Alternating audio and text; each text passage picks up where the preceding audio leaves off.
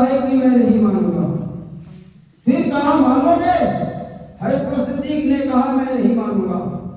پھر کہا کہ جس سے تم پیار کرتے ہو، جس کو تم اپنا یار سمجھتے ہو، وہ محمد صلی اللہ علیہ وسلم، وہ یہی کہہ رہے ہیں کہ میں گیا تھا. تو حضرت صدیق اکبر نے کیا کہا کہ اے ابو جہل سن لے، دنیا کا اور کوئی کہے تو میں نہیں مانوں گا، لیکن جب میرا یار کہہ رہا ہے تو میں مان لوں گا. اس پر میرا ایمان ہے کہ وہ گیا. سبحان اللہ سبحان اللہ سبحان. ابو جہل نے کہا اے ابو بکر صدیق، پہلے تو کہہ رہا تھا میں نہیں مانوں گا، جب کہہ رہے ہو کہ میں مان لیا تو کہا تمہیں کہہ تو دیا دنیا کا کوئی کہے تو نہیں مانوں گا، لیکن یار میرا کہہ رہا ہے تو میں مانوں گا. وہ سچ ہے اور اس سچ کی بات آ رہی ہے تو کہنا پڑتا ہے. پہلے کے دور میں جب لوگ کوئی بات کو جھوٹی کہا کرتے تھے تو وہ ایک نہ ایک کتاب میں پھنس جایا کرتے تھے. پیران پیر روشن جمیل رضی اللہ تعالی عنہ وہ مکہ شریف کی مسجد میں آپ واز بیان فرما رہے ہیں. اس میں ایک یہودی تھا، اس کا ایمان نہیں تھا. اس پر تو آپ بیان فرما رہے ہیں کہ آقا صلی اللہ تعالی علیہ وسلم معراج شریف میں گئے تھے اور اتنے وقت میں گئے اور جیسے چلے آئے زنجیر ہلتی رہی، بستر گرم تھا. یہ کیسے ہو سکتا ہے؟ اس نے کیا کیا کہ اٹھ کر کے وہاں سے چل دیا. جب وہاں سے چل دیا تو راہ میں ماہی گیر مچھلی بیچ رہا تھا اور اس نے کیا کیا، مچھلی کو لے لیا اور لے کر کے گھر پہ آیا. تو جب لے کر کے گھر پہ آ رہا ہے، اس کی بیوی جو تھی وہ سوت کاٹ رہی تھی تو کہہ رہا ہے کہ دیکھو مجھے بھوک لگی ہوئی ہے اور یہ مچھلی نہ بناؤ اور میں دریا پہ جا رہا ہوں غسل کرنے کے لیے، اور جب میں غسل کر کے آ رہا ہوں تو میں کھانا کھاؤں گا. اللہ وہ دریا پر گیا اور جانے کے بعد اپنا کپڑا اتار دیا، دریا میں غسل کرنے کے لیے گیا اور جب ایک ڈبکی لگایا تو دیکھ رہا ہے کیا کہ دریا کا وہ کنارہ وہ نہیں ہے، وہاں پہ اس کا کپڑا نہیں ہے. اب یہ بیچارہ مجبور ہو گیا اور اپنے جسم کی طرف دیکھا تو پہلے مرد تھا، اب دیکھ رہا ہے تو میں ایک حسین و جمیل ایک خوبصورت عورت میں بن گیا ہوں. اب یہ کس میں تھا، اب کروں تو کیا کروں. ایک جھاڑ میں کنارے بیٹھا ہوا ہے، ایک سر سوار آ رہا ہے، دیکھ رہا ہے ایک حسین و جمیل عورت جو ہے بیٹھی ہوئی ہے، وہ ننگے ہے.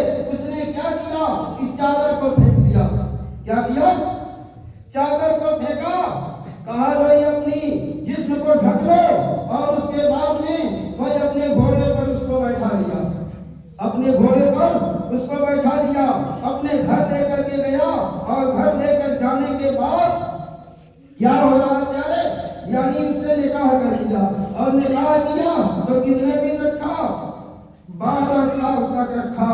اور اس کے بعد میں اس کے جسم سے کتنے اولاد ہوئے، یعنی پتہ یہ چلا کہ 7 اولادیں ہوئی اس سے. اور 7 اولاد ہونے کے بعد پھر اس نے عورتوں کے ساتھ یہ سوچا کہ میں چلوں دریا پر غسل کرنے کے لیے. جب یہ عورتوں کے ساتھ دریا پہ غسل کرنے کے لیے گیا تو جب پانی کے اندر گیا اور ڈبکی لگایا تو کیا دیکھ رہا ہے؟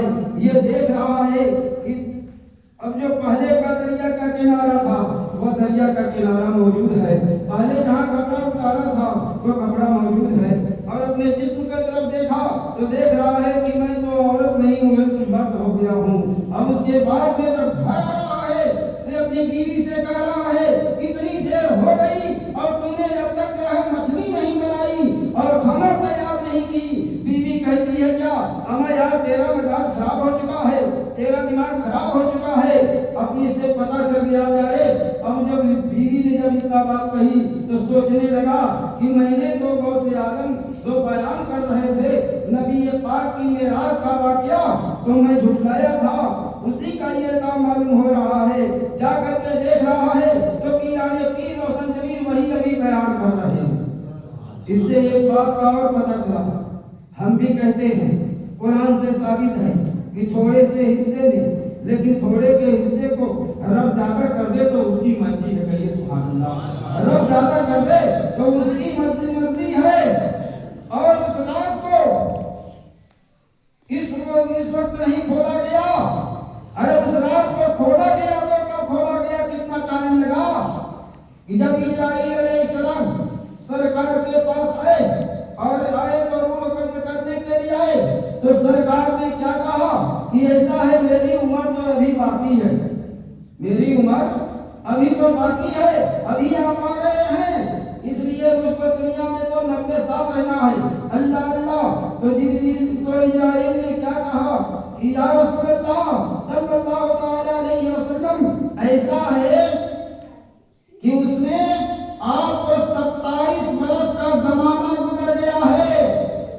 27 برس کا زمانہ گزر گیا ہے. آخر کار پیارے وہ 27 برس کا زمانہ کس طریقے سے گزرا؟ اس طریقے سے نہیں گزرا بلکہ جب رب تعالیٰ نے جبریل امین کو بھیجا تھا اپنے محبوب کے پاس تو یہ کہا تھا کہ یہ جبریل امین یہ ہوا کے فرشتوں کو کہہ دو ہوا کو روک دے. چاند کو کہہ دو کہ چاند اپنی جگہ پر رک جائے. سورج کو کہہ دو سورج اپنی جگہ پہ رک جائے. یعنی کھنکھناہٹ کو کہہ دو سب اپنی جگہ پہ رک جائے. ستارے کی جھلملاہٹ اپنی جگہ پر رک جائے. ایک دن نہیں رکا, 2 دن نہیں رکا, بلکہ اتنے ٹائم رکا ہوا تھا کہ 27 سال کا زمانہ گزر گیا. لوگوں کی خبر نہ ہوئی. لوگوں کی خبر نہ ہوئی. تو محترم حضرات سوچنے کی بات ہے اور غور کرنے کا بھی مقام ہے کہ معراج شریف ہوئی اور جب وہ اتنے اولاد ہو گئے تو ایسا ہوا کہ وہ گیا اور جا کر کے پیرانے پیر روشن ضمیر کے ہاتھوں میں ہاتھ دے دیا اور کہا کیا یہ پیرانے پیر روشن ضمیر جو آپ معراج شریف کی تعریف کر رہے تھے, آقا کی تعریف کر رہے تھے, جو بیان کر رہے تھے وہ سچ آپ نے کیا ہے بلکہ غلط آپ نے نہیں کیا ہے. تو پیارے اسلامی بھائیوں نبی کا مقام وہ ہے. اور یہ نماز جس نماز کو ہم تو یہ کہیں گے تھوڑے دیر کے لیے کہ اس کو حقیر نہ سمجھا جائے, یہ نماز میں ملی ہے تو محبت میں ملی ہے. اچھا ایک بات بتاؤ پیارے, جو چیز محبت میں ملتی ہے اس کی عزت کی جاتی ہے نہیں کی جاتی ہے؟ کی جاتی ہے نا. تو یہ نماز ملی ہے محبت میں تو اس کو عزت نہ کی جائے. اور اس کی عزت ہم کریں یا نہ کریں, مولانا صاحب کریں یا نہ کریں, آپ کریں یا نہ کریں, مگر اس کی عزت اگر کیا تو میرے نبی نے کیا, میرے نبی نے کیا. اگر اپنے کو گفتگو کرتے رہتے تھے اور پوچھنا ہے عائشہ صدیقہ سے پوچھو, وہ کیا فرماتی ہیں کہ میرے آقا میرے سرکار مجھ سے گفتگو کرتے رہتے تھے اور جب مسجد سے اللہ اکبر کی صدا آتی تھی, مسجد سے اللہ اکبر کی صدا آتی تھی تو ایسے منہ موڑ لیا کرتے تھے جس طریقے سے ہم اور وہ اجنبی ہو چکے ہیں اور فوراً مسجد کو چلے جایا کرتے تھے. تو آقا صلی اللہ علیہ وسلم فرض نماز تو نماز فرض ادا کرتے ہی تھے, سنت بھی ادا کرتے تھے اور نفلیں بھی ادا کرتے تھے, اور اتنا نفلیں ادا کرتے تھے پیارے اسلامی بھائیوں کہ آپ کے پیر ورم ہو جاتے تھے. ایک مرتبہ حضرت عائشہ صدیقہ رضی اللہ تعالیٰ عنہا کیا کہتی ہیں, یا رسول اللہ آپ تو معصوم ہیں. کہیے سبحان اللہ.